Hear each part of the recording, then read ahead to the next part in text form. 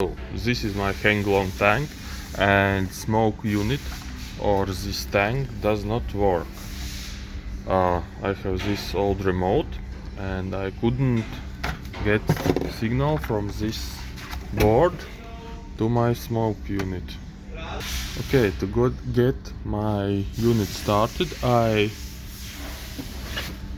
put here inside little switch that I can switch from here, and one wire goes from battery to here, and another goes from battery to switch.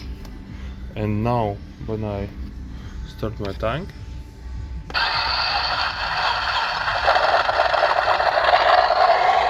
and if I want, I could switch this. Okay, I can switch this switch, and here is smoke unit working.